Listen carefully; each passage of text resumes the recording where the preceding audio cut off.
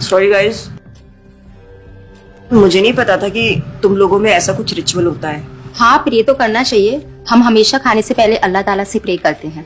Yes, ritual नहीं spiritual. हम ही पहले भगवान को भोग ऑफर करते हैं और उसके बाद प्रे करके खाते हैं।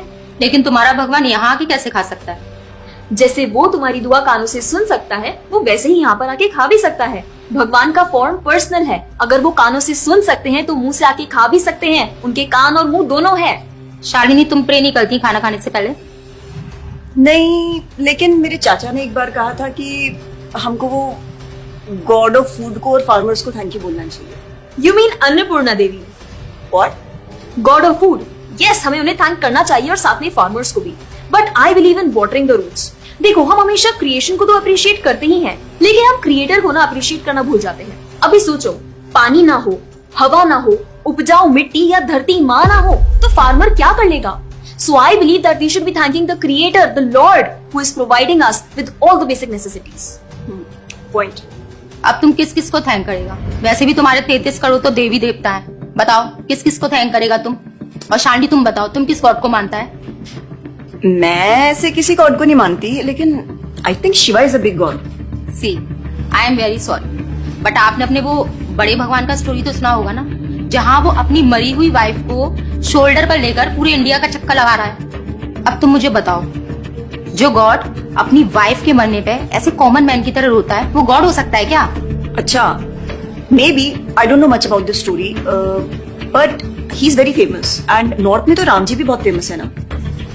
उनका स्टोरी तो तुमको पता होगा ना, सबको पता है। उनकी वाइफ को रावण ले गया था। हाँ, पता है। अब तुम मुझे बताओ, वो गॉड है? वो अपनी वाइफ को भी अकेला नहीं बचा के ला सकता। उसको अपनी वाइफ को बचाने के लिए भी वानर सेना की हेल्प चाहिए, और उस वानरों को भी तुम पूछता है। I am sorry. और गीता, तुम कृष्ण को मानती हो, और वो तो हर लड़की के साथ रासलीला करते रहते थे। ऐसा कैसा कैरेक्टर है गॉड का जिसे हर लड़की से प्यार हो जाता है? और वो खुद डर के अपना जन्मस्थान छोड़कर चले गए थे। गॉड को कभी डर लगता है क्या? और जिसे खुद डर लग रहा है, वो तुम लोग की हेल्प कैसे करेगा? शिट यार, this is so complicated and confusing.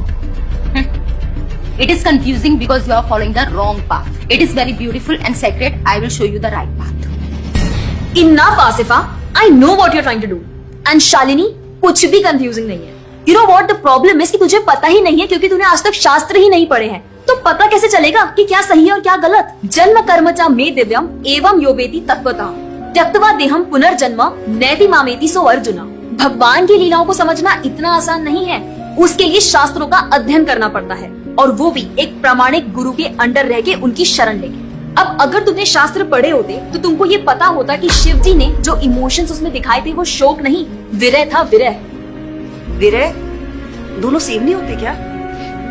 Let's start from the basics. शोक इज मटेरियल एंड विरह इज स्पिरिचुअल। शोक ना दुख की अनुभूति कराता है, whereas जो विरह है उसमें जो सेपरेशन की फीलिंग होती है ना, वो सुख का अनुभव कराती है।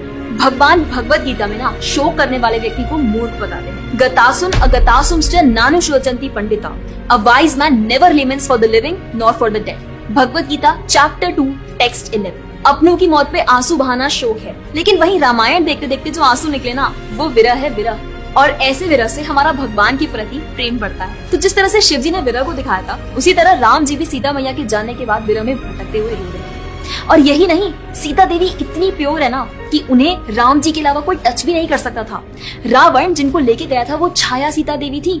असली सीता देवी तो अग्नि में समा गई थी, और वो अग्नि परीक्षा के वक्त बाहर आई थी। और ऐसी बात क्या बोल रही थी? भगवान राम को अपनी पत्नी को बचाने के लिए वानरों की मदद लेनी पड़ी थी। I mean, God is all powerful, right? हाँ, I mean, वो अकेले भी तो मार सकते थे ना। यार शालिनी, अगर तूने कभी रामायण पढ़ी होती तो तुझे पता होता, जब खर और दूषण आए थे अपने 15,000 ऐसे दानवों के साथ जो इंसान को खा जाते थे, उन सब के साथ राम जी ने अकेले बिना किसी की हेल्प के उन सब के चिथड़े उड़ा दिए थे। अब ऐसे राम के लिए रावण को मारना मुश्किल है क्या? हाँ, लेकिन बाद में वानरों की हेल्प क्यों ली? उनको अपनी सेवा में लगाने के लिए, उनकी ग्लोरीज बढ़ाने के लिए। अरे उन्होंने तो एक छोटी सी गिलहरी तक को अपनी सेवा में लगा लिया था। What? कभी पढ़ा हो तो पता हो ना। खैर, और हम हनुमान जी की पूजा इसीलिए करते हैं क्योंकि भगवान तक पहुंचने का रास्ता उनके भक्तों की सेवा है। जब भगवान देखते हैं कि मेरे भक्तों का गुणगान हो रहा है या कोई सेवा कर रहा है तो वो बहुत खुश होते हैं। जैसे मैं तेरी मॉम के सामने अगर तेरी तारीफ करूं तो वो खुश होती है ना। पॉइंट। इसी तरह भगवान हमसे खुश होते हैं जब हम उनके भक्तों की सेवा करते हैं, पूजा करते हैं। और रही बात 33 करोड़ देवी देवता की, आसिफा तो मुझे ये बता, what is your favourite genre in movies? Psychological thriller. और शालिनी तेरी?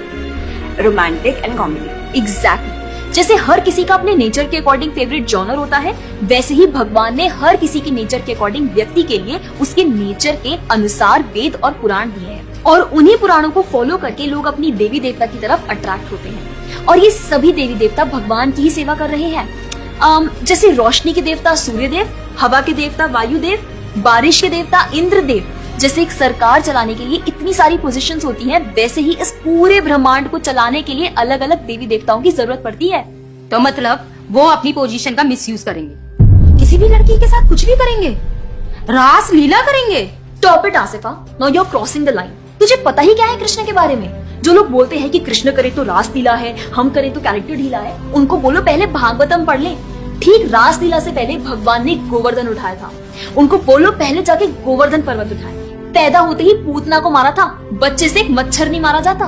When he was crawling, मुख में ब्रह्मांड दिखा दिया था। तू अपने मुंह में अपना ये हॉस्टल ही दिखा दे आसिफा। क्या तुम जानते हो द्वारका में भगवान श्री कृष्ण की 16,108 रानियां थी और सबके अलग अलग महल थे और हर एक महल में श्री कृष्ण सबके साथ होते थे एक ही समय पर। रोज सारी रानियां कृष्ण से खुश थी और उन सब की जरूरतें कृष्णा पूरी करते थे। क्या किसी नॉर्मल से इंसान के लिए ये सब संभव है? आज के टाइम पे तो एक ही नहीं संभलती, लेकिन उस टाइम सारी रानियां एक दूसरे के साथ खुश थी और उन्हें खुश कृष्ण रखते थे। क्यों? क्योंकि वो भगवान है। और रही बात ब्रज की गोपियों के साथ रास लीला करने की, तो इतना जान लो कि रास लीला के टाइम पर करोड़ों गोपियां थी और कृष्ण पूरे टाइम हर एक गोपी के साथ मौजूद थे और उनके साथ डांस कर रहे थे एक टाइम पे करोड़ों गोपियों के साथ। ये सब बहुत डीप लीला है और ये सब तभी पता चलेगी जब साधुओं के संग में रह के शास्त्रों को पढ़ा जाएगा। हवा में तीर चलाने से या सुनी सुनाई बातों पर यकीन करने से कुछ नहीं होने वाला। और रही बात अपने भक्तों को बचाने की, तो भगवान ने तो अपने भक्त परीक्षित महाराज को गर्भ में बचाया। 5 साल के प्रहलाद महाराज के लिए नरसिंह अवतार लेकर आए और उनको बचाया। यहाँ तक कि वो अपने गुरुदेव सांदीपनि मुनि के बेटे को मरने के बाद वापस लाए और उनको जिंदा किया। आई एम रियली इम्प्रेस्ड यार। हिंदू होते हुए भी मुझे फैक्ट्स पता ही नहीं थे। मेरे पेरेंट्स ने मुझे कभी इन सब चीजों के बारे में बताया ही नहीं। हाँ, पेरेंट्स की तो गलती है, लेकिन हम भी तो वही कर रहे हैं जो उन्होंने किया। We are not learning about our culture, not reading Ramayan, Mahabharat और भगवत गीता।